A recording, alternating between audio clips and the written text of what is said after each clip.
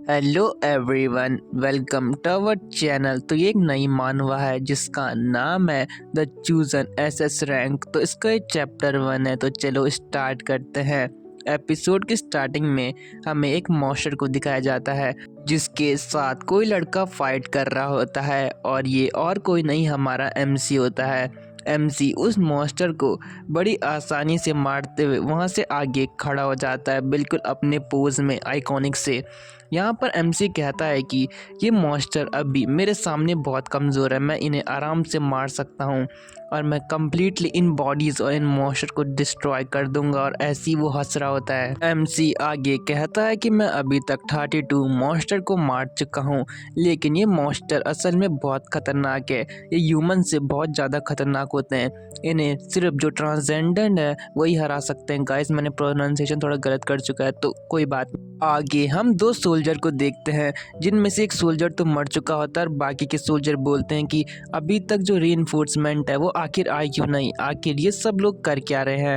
अभी उस सोल्जर पे एक मॉन्स्टर अटैक कर देता है। हम देखते हैं कि जैसे वो मॉन्स्टर उस पर अटैक करने वाला होता है, हमारा एमसी वहाँ पर आकर उस मॉन्स्टर को मार देता है और खड़ा होता है। तभी वहाँ पे बताया जाता है कि ये एक एस क्लास एडवेंचरर है। ये हमारा एमसी बहुत ज़्यादा पावरफुल है। एमसी यहाँ पे कहता है कि मैंने यहाँ पे जो लिमिटेड मॉन्स्टर है उन्हें मार चुका है, लेकिन अचानक से मॉन्स्टर यहाँ कैसे आ गया? मुझे तो कहा गया था कि सिर्फ कुछ ही मॉन्स्टर होंगे। एमसी ये सब यहाँ पर बहुत गुस्से में बोल रहा होता है। लगता है कि किसी ने इसको झूठी इन्फॉर्मेशन दी, इसलिए। तभी एमसी ने जो अपने गले पे डिवाइस पहना होता है उसको दबाता है और फिर तभी वो किसी से कॉल से कनेक्ट हो जाता है। वो कहता है कि तुमने तो कहा था कि यहाँ कुछ ही मॉन्स्टर होंगे।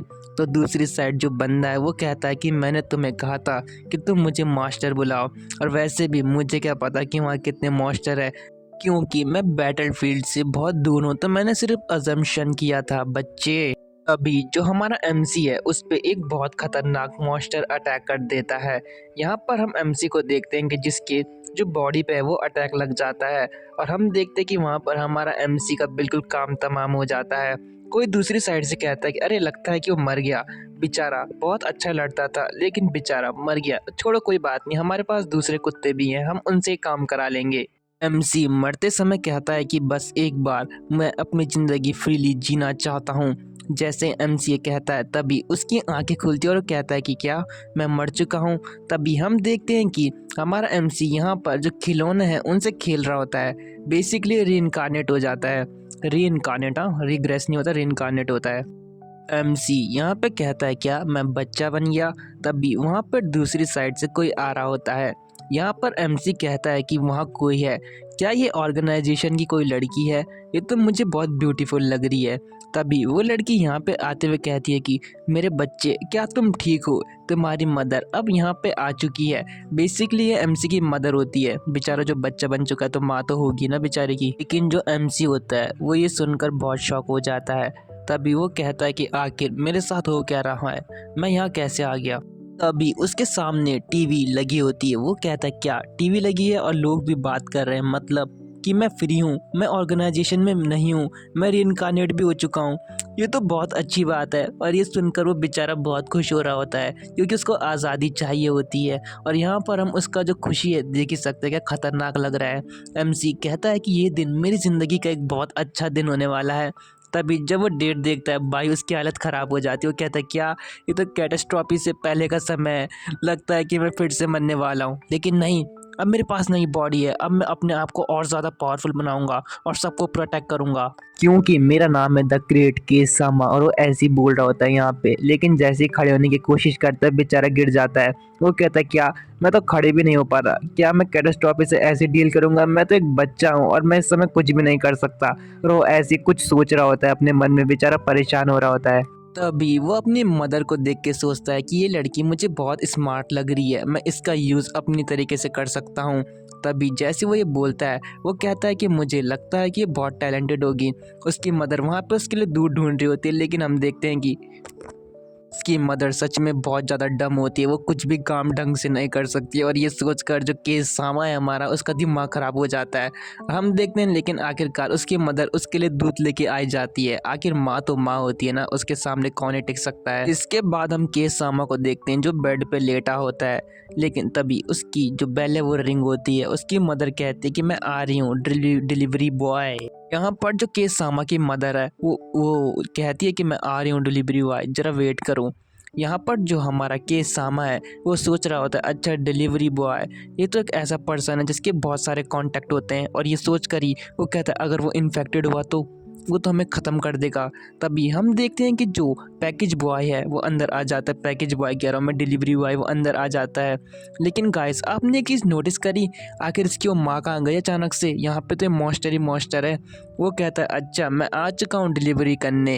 फिर हम देखते हैं कि वो मॉन्स्टर सच में बहुत ज़्यादा खतरनाक होता है और वहाँ पे अंदर आते हुए कहता है कि अच्छा बच्चे लो इसे संभालो। इसी के साथ वो हमारे बेचारे केस सामा पे अटैक कर देता है। केस सामा यहाँ पे सोच रहा होता है कि अरे यार मैं क्या करूँ, ये तो बहुत ख़तरनाक है और मैं एक बच्चा हूँ, मैं क्या ही कर सकता हूँ। लेकिन तभी उसके दिमाग में एक आइडिया आता है और वो अपनी दूध की बोतल को उठा देता है। तभी जो मॉन्स्टर है वो उस पर अटैक कर देता है, लेकिन हमारा केस सामा इतना भी कमज़ोर नहीं है। वो किसी तरीके से जो उसका अटैक है उसे डॉज कर लेता है। बड़ा मुश्किल है बच्चे के लिए लेकिन कर ही देता है। आखिर प्रोडिजी है वो, प्रोडिजी। यहाँ पर जो केस सामा है वो वहाँ से थोड़ा डिस्टेंस मेंटेन कर लेता है और अपनी जो दूध की बोतल है ना उसको हाथ पे पकड़ लेता है और कहता है कि चलो अब यही वक्त है। केस सामा यहाँ पे कहता है कि मेरे पास जो काउंटलेस बैटल है उनका एक्सपीरियंस है, मैंने बहुत सारे लोगों को अपने सामने मरते हुए देखा है, मैंने बहुत सारे लोगों को प्रोटेक्ट भी करा है, इसलिए मुझे इस मॉन्स्टर से इतना ज़्यादा डर नहीं लग रहा। तभी केस सामा जो अपनी दूध की बोतल नहीं है वो उस मॉन्स्टर के पाँव में डाल देता है, जिसकी वजह से वो वहाँ से केस सामा पे अटैक नहीं कर पाता बल्कि खिड़की तोड़ के बाहर निकल जाता है। लेकिन यार इसकी माँ गई कहाँ, मैं तो वही सोच रहा हूँ कब से। जैसे ही वो मॉन्स्टर बाहर गिर जाता है यहाँ पे केस सामा कहता है ये सब उन हेल्पलेस और बेकार बैटल का नतीजा है कि मैं इतना ज़्यादा पावरफुल हो चुका हूँ। यहाँ पर केस सामा के पीछे से एक पूंछ निकलती है जो बहुत तेज़ी से जाकर जो मॉन्स्टर नहीं होता पैकेज बॉय उसकी पीठ से एक कोर निकाल लेती है। शायद कुछ पावर जैसे मानव स्टोन्स नहीं होते वैसे इसको पावर देने के लिए कुछ कोर होंगे जिससे ये अपना लेवल अप कर सकता है। यहाँ पर केस सामा सोचता है क्या ये तो वही एबिलिटी है जो मेरी प्रीवियस लाइफ में थी। यहाँ पे केस सामा कहता है इस एबिलिटी का यूज़ तो मैं अपनी प्रीवियस लाइफ में करता था, आखिर ये पॉसिबल कैसे? पहले तो मैं ग्रेट कैटास्ट्रॉफी से 4 साल पहले रीइंकार्नेट हो गया और उसके बाद मेरे जो अपनी प्रीवियस लाइफ है उनकी एबिलिटीज़ भी है। लगता है कि इस बार मैं कुछ ज़्यादा ही लकी हूँ और मैं उस बास्टर्ड को शुक्रिया कहूँगा जिसने मुझे ये एबिलिटी सिखाई। और चलो अब इनको यूज़ करने का वक्त आ चुका है। लगता है कि मैं कुछ ज़्यादा एक्साइटेड हो गया। चलो तो इसी सीन के साथ ये एपिसोड एंड हो जाता है। Thanks for watching and stay tuned with our channel. Bye guys.